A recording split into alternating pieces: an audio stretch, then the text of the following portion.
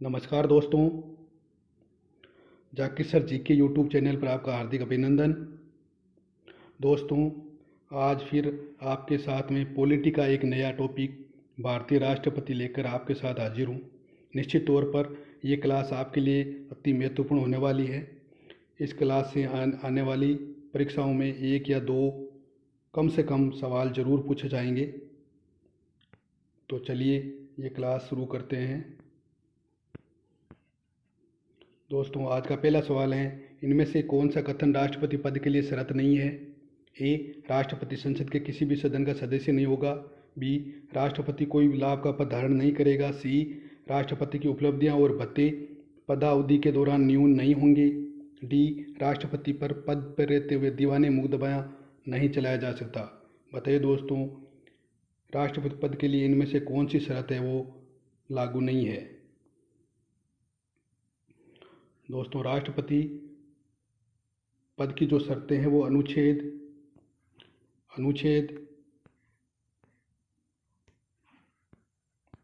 59 में राष्ट्रपति पद की शर्तें वर्णित है। उनमें से राष्ट्रपति संसद का सदस्य नहीं होगा, ये सही है, यानी किसी भी सदन का सदस्य नहीं होना चाहिए, राज्यसभा या लोकसभा किसी का भी। राष्ट्रपति कोई पद का लाभ का पद धारण नहीं करना चाहिए, ये भी बात सही है।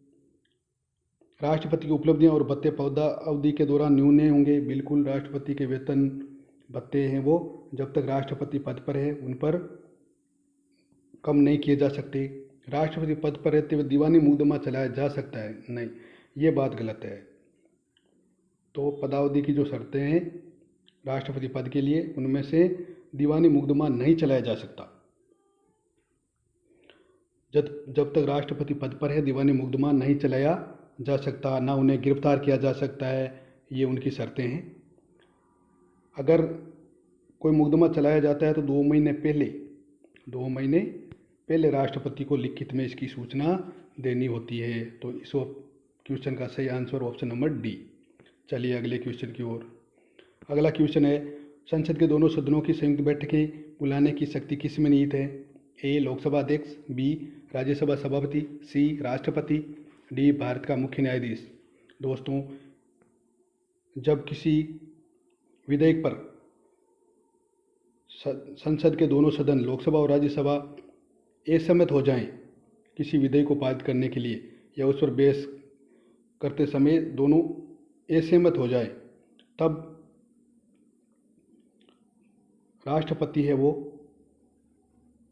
संसद की संयुक्त बैठक बुलाता है। तो इस क्वेश्चन का सही आंसर होगा दोस्तों ऑप्शन नंबर सी, राष्ट्रपति।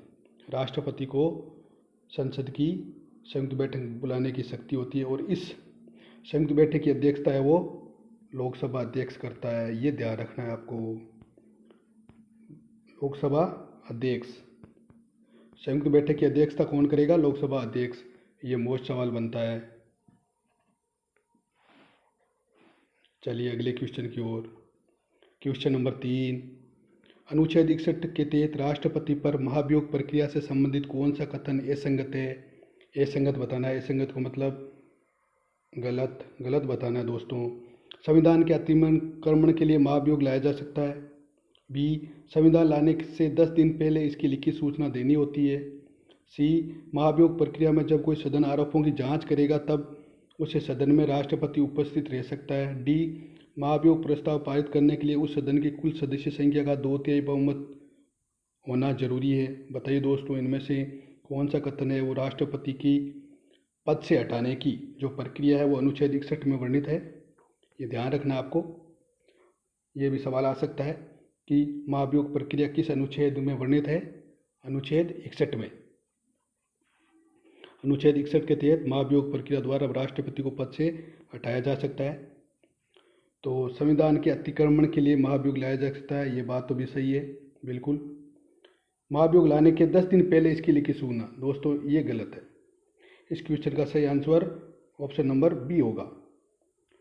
क्यों? क्योंकि इसमें 10 दिन पहले सूचना लिखित में नहीं देनी होती है, 14 दिन पहले देनी होती है।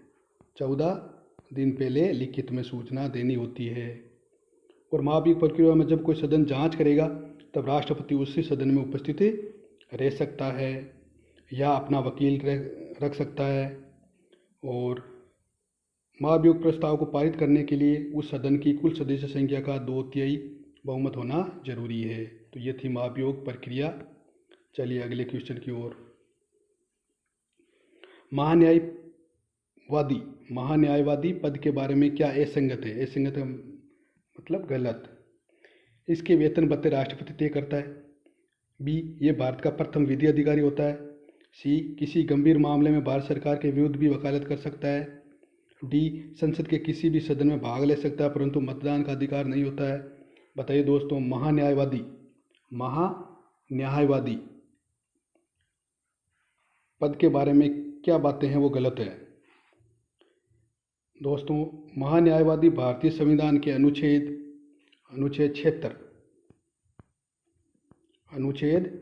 76 में वर्णित है। इसके तहत महान्यायवादी की नियुक्ति है वो राष्ट्रपति करता है, और राष्ट्रपति के प्रसाद प्रियत या राष्ट्रपति के जब चाहे इसको हटा सकता है महान्यायवादी को। इसके वेतन भत्ते राष्ट्रपति तय करता है। संविधान में इसका कोई उल्लेख नहीं है कि महान्यायवादी को कितना वेतन मिलेगा। बिल्कुल ये बात तो सही है। ये भारत का प्रथम विधि अधिकारी होता है। विधि अधिकारी का मतलब होता है वकील। बिल्कुल ये भारत का सर्वोच्च वकील होता है। किसी गंभीर मामले में ये भारत सरकार के विरुद्ध भी वकालत कर सकता है। दोस्तों ये बात गलत है, तो इस क्वेश्चन का सही आंसर होगा ऑप्शन नंबर सी। ये किसी भी मामले में भारत सरकार के विरुद्ध वकालत नहीं कर सकता, और संसद के किसी भी सदन में भाग ले सकता है परंतु मतदान का अधिकार इसको नहीं होता है दोस्तों। और ये संसद के एक सांसद को जितने विशेष अधिकार प्राप्त होती है, जितनी छूटें होती है, वो सब इसको प्राप्त होती है। ये संयुक्त अधिवेशन में भी भाग ले सकता है। तो इस क्वेश्चन का सही आंसर ऑप्शन नंबर सी। चलिए अगले क्वेश्चन की ओर।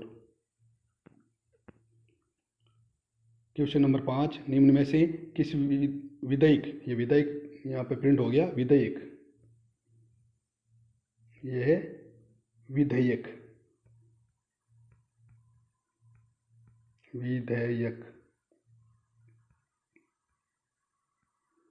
तो बताइए दोस्तों, इनमें से किस विधेयक पर राष्ट्रपति की पूर्व अनुमति आवश्यक नहीं है? यानी किस विधेयक को संसद में प्रस्तुत करने से पहले राष्ट्रपति की अनुमति लेना जरूरी नहीं है? ऑप्शन ए, धन विधेयक। ऑप्शन बी, राज्यों के नाम संबंधी परिवर्तन विधेयक। ऑप्शन सी, निजी संपत्ति अधिकरण से संबंधी विधेयक। ऑप्शन नंबर डी, साधारण विधेयक। तो बताइए दोस्तों, इनमें से कौन सा ऐसा विधेयक है जिसको संसद में पेश करने से पहले राष्ट्रपति की अनुमति की आवश्यकता नहीं है? दोस्तों इस क्वेश्चन का सही आंसर है ऑप्शन नंबर डी, साधारण विधेयक। साधारण विधेयक को पेश करने के लिए राष्ट्रपति की अनुमति की जरूरत नहीं होती है।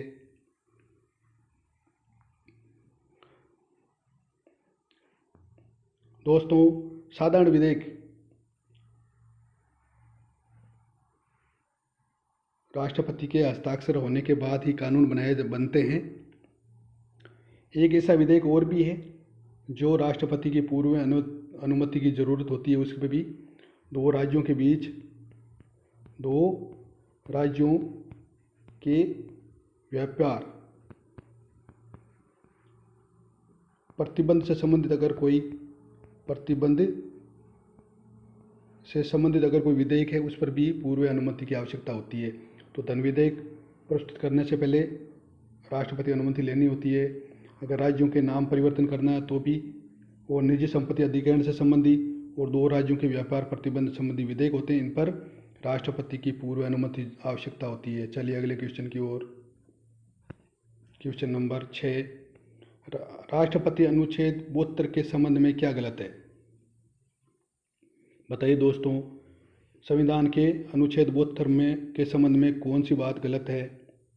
राष्ट्रपति दंड का लघुकरण, परिहार, विराम और विलंबन कर सकता है। यह राष्ट्रपति की न्यायिक शक्ति से संबंधित है। सी, सैन्य न्यायालय द्वारा दिए गए दंड को भी पूर्ण माफी दे सकता है। डी, मृत्युदंड की सजा को भी माफ नहीं कर सकता। ये मृत्युदंड की सज़ा को माफ़ नहीं कर सकता। तो बताइए इनमें से कौन सा अनुच्छेद 72 के संबंध में गलत है। दोस्तों बिल्कुल अनुच्छेद 72 राष्ट्रपति की न्यायिक शक्ति से संबंधित है, ये बात सही है। अनुच्छेद 72 है वो राष्ट्रपति को न्यायिक शक्ति प्रदान करता है। इसके तहत राष्ट्रपति दंड का लघुकरण, यानी किसी अगर व्यक्ति को सज़ा मिली है तो उसको कम की जा सकती है। परिहार उसमें छूट कर सकता है। विराम उसको रोक सकता है। परिविलंबन उसमें देरी कर सकता है। ये राष्ट्रपति के पास उस अधिकार होते हैं, शक्ति है। और सैन्य न्यायालय द्वारा दिए गए दंड को भी पूर्ण माफ़ी दे सकता है, ये भी बिल्कुल सही है। राष्ट्रपति के पास ये अधिकार है कि सैनिक न्यायालय द्वारा अगर किसी को सज़ा दी गई उसको भी माफ़ी दे सकता है। मृत्युदंड की सज़ा को माफ़ नहीं कर सकता, नहीं। यस, इस क्वेश्चन का सही आंसर डी। बिल्कुल दोस्तों, राष्ट्रपति मृत्युदंड की सज़ा को भी माफ़ कर सकता है। हाँ, राज्यों में राज्यपाल होता है, राज्यपाल मृत्युदंड की सज़ा को माफ़ नहीं कर सकता, ये ध्यान रखना आपको। चलिए अगले क्वेश्चन की ओर। क्वेश्चन नंबर 7, राष्ट्रपति का अभिभाषण क्या है?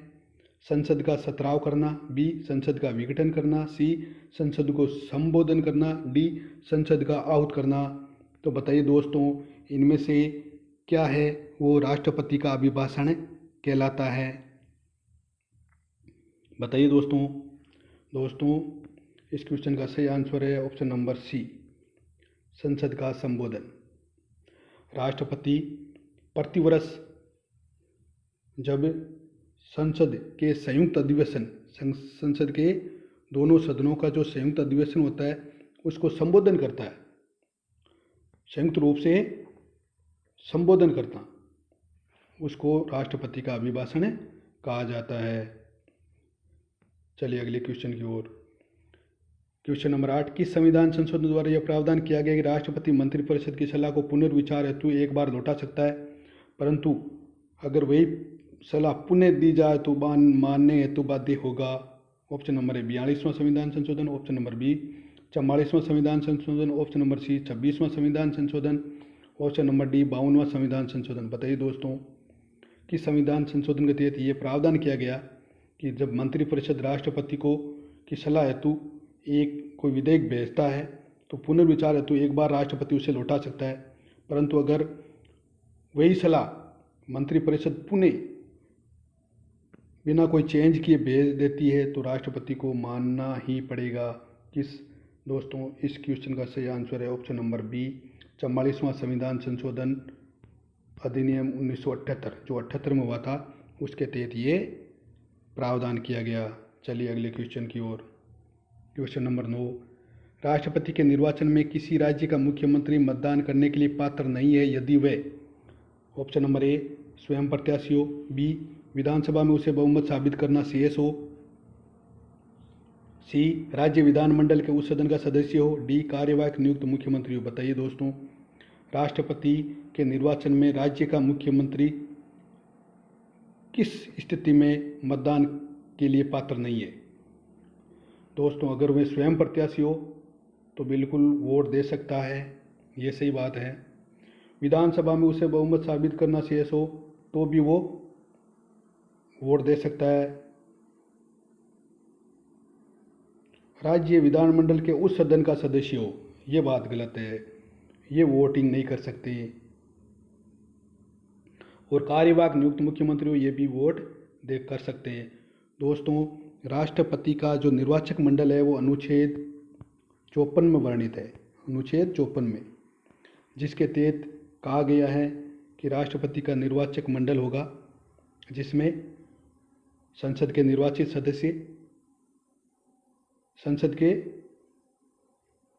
सदस्य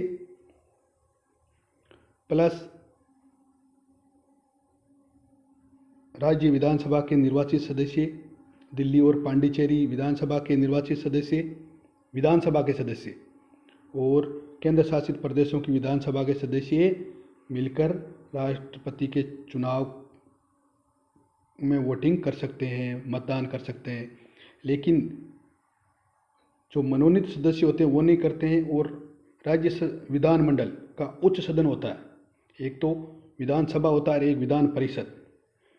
तो उच्च सदन होता है विधान परिषद। विधान परिषद के सदस्य हैं वो राष्ट्रपति के चुनाव में भाग नहीं लेते हैं, इसलिए इस क्वेश्चन का सही आंसर हो गया सी। चलिए अगले क्वेश्चन की ओर। क्वेश्चन नंबर 10, वीटो पावर राष्ट्रपति की कौन सी शक्ति है?